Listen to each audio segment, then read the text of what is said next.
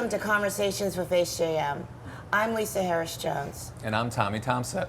And today we have the Senate President Bill Ferguson with us. Thanks for joining us. And congratulations on your primary victory. That was good. And then your statewide candidates, I think everyone got through who you supported. So again, congratulations on that as well. Thank you. Looking to November, what do you see on the ballot in the way of candidates and the issues? Well, look, I think this is a really, really important election for many reasons. I'm really proud of where we landed in the primary. We batted 1,000 as Maryland senators. We had all of our Senate incumbents are coming back. I think it's a validation of what Marylanders thought of the work that we did over the last 4 years. And so now we have a general in which I think we have some pretty important messages at the top. We've got, I was very proud to endorse Wes Moore, Anthony Brown, Brooke Learman for comptroller. On the other side of the table, we have two of the most extreme candidates I think Maryland has ever seen, and the governor and attorney general candidates from the Republican Party. And it's a shame because, Maryland Republicans, I think, deserve better. And so I honestly believe that this is a real fight between elected democracy and tyranny. And so we have to make sure that in November we set the message that Marylanders believe in elected democracy. We believe in opportunity for people. And so it's a really important election, and I'm looking forward to it.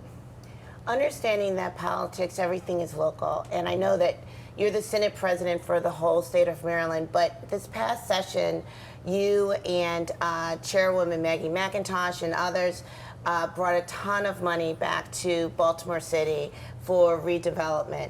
Tell us a little bit about that. Yeah, look, I think I am so blessed to be able to represent the 46th district, which has some of the greatest cultural institutions that our state offers.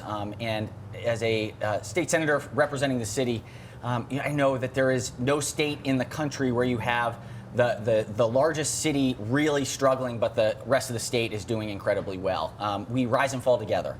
And so, it has been a unique opportunity to be able to represent the city and be in a leadership position to be able to invest in these incredible institutions that we have, like the National Aquarium, with the Reginald F. Lewis Museum, Port Discovery, you name it. We have unbelievable assets. And so we were able to invest in the downtown to make sure that the whole city can thrive, which helps the whole state to thrive.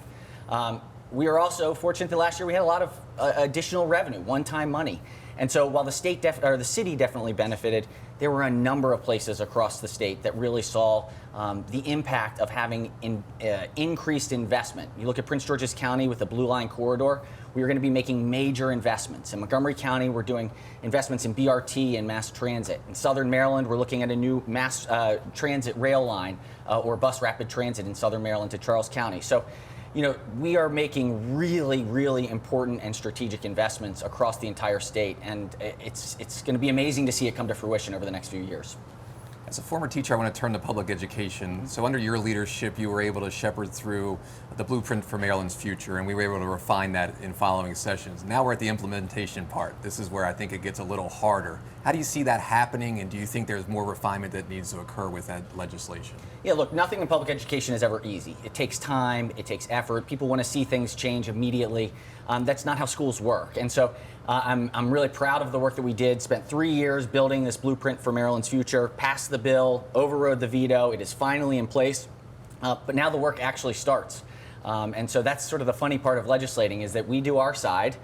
We get everything, the framework set up, but now it has to happen on the ground. And families and kids deserve what I think the potential the blueprint represents. And so the money will be there, the resources will be there, the accountability will be there.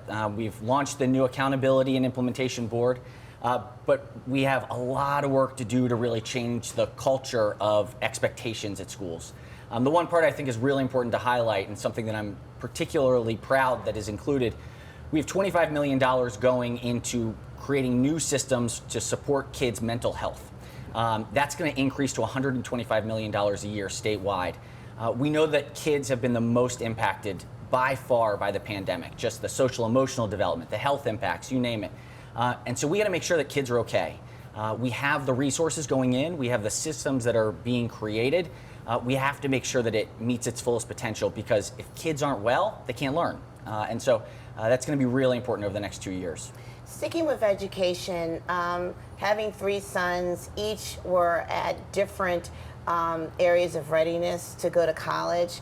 Understand that you have a vision for Maryland Corp, and looking at kids and understanding that some may not be ready to go directly into college, but have a passion for public service. Can you tell us a little bit about that? This is one of my sort of personal passion projects that I feel really, really excited about. We were able to really put resources behind Maryland Corp, which is a statewide effort to encourage a year of service for anyone that wants to do it. It's targeted at 18 to 24-year-olds, but ideally anyone. If it's a senior who wants to go work in a school and help young kids learn how to read, we want to have a program available for a year of service to serve the state of Maryland. This is important for workforce development. I was fortunate enough to do Teach for America. It changed my life. It made me who I am today, which is an AmeriCorps program. And what I am hopeful is that anyone who wants to do it, that may have other barriers to participating in a year of service, that we take those barriers down, that we get rid of the sort of the child care barriers, the transportation, the housing. You know, a lot of times it's people of privilege that have the ability to do a year of service. If we really want to give people kind of a sense of what citizenship is and how to rebuild the fraying democracy that I think all of us are experiencing, we've got to do projects together. And we've got to be around unlike people, and so that we can learn that we're more alike than we think we may be. And this is where I think over the next 4 years, particularly should Wes become our next governor, I know this is something that he's passionate about as well. We have a chance to really put Maryland on the map as the place where service is the leading opportunity, where you serve your community and you change the world. I want to stay along those same lines. We're very fortunate here in Maryland to have a very low unemployment rate, but the need for workforce development still greatly exists. And we have clients that have a hard time filling jobs or finding qualified candidates. Do you have ideas that you think the Senate can bring to help spur better workforce and more meaningful workforce development? Yeah, look, we are very, very fortunate to have an incredible higher education system in the state of Maryland. The university system, Morgan State, St. Mary's, our community colleges, they're phenomenal. The challenge that we have is that so many of the jobs that are being created require new skills that are hard to teach in a degree program and really are more aligned to an industry-recognized credential or some on-the-job training. I think we haven't built the system out fully enough to make sure that someone that wants to go into a high-demand career where it's skills-based, that they have earn and learn opportunities where they can learn on the job and then go into a career. And so if you look at the recent announcement that the federal government gave the state of Maryland about $22 million to start apprenticeship programs for the wind industry. This is a hugely exciting opportunity, and I think is a model of the type of investments we can make in apprenticeships and earn and learn, so that people who want to be in high demand careers maybe haven't gotten a degree from a university or a community college, that they can go to work right away, learn skills, and have that economic mobility that everyone deserves the opportunity to pursue. With this past session, with lots of accomplishments with the Time to Care Act and other pieces of legislation that were introduced dealing with workers' rights, can you share with us some information on what was passed and what you see going forward in 2023? Certainly. You know, look, I was really proud that we passed the Time to Care Act. I think everyone learned during the pandemic the impact that health can have on someone's ability to be stable and to be able to participate in our economic options or be in the workforce while also trying to raise a family. And it is increasingly difficult. So, you know, I think Maryland will now join the 10 other states in the United States that have a program in place where you don't have to make that choice between losing your job and helping to take care of yourself or a loved one. And so we will continue to refine that in the upcoming session.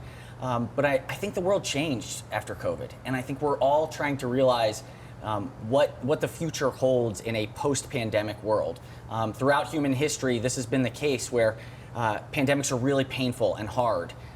But the years following the pandemics are some of the most flourishing, collaborative, innovative times for humanity. And it's because we're sort of releasing from this kind of forced hold down that's trying to protect everyone. But I think people figure out what they care about the most, and they start to pursue their passions in different ways. And so, you know, I think that is going to be the impact over these next 4 to 8 years, is that the world is changing very quickly, and we have to provide the framework for workers and for employers to really maximize their potential. And I think that it's going to be a really exciting time, and this is sort of a unique moment in human history in a post-pandemic world where we redefine the future. And so I feel very fortunate to be in a place to be able to impact it. All right, so I want to turn a little bit of fun here. Orioles are doing well, very unexpected. Baltimore's team, Baltimore's great baseball team. Do you think they can sustain and take it to the playoffs? Look, I think this window of opportunity is opening for the Orioles. It's remarkable.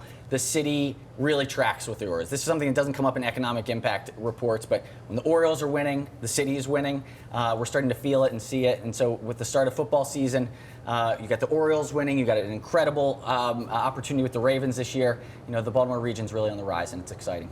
And how are you going to do with fantasy football this year? Do you have a team? You know, look, I've got a couple leagues that tough, steep competition. We'll see how it all plays out. Okay. Well, I know you have a lot to do here at MACo, so we're not going to keep you. We're just going to thank you for coming past, and we've enjoyed having you. Thank you so much. It's an honor, and look forward to a fun fall and a great 2023 session. And thank you for joining us with Conversations with HJM.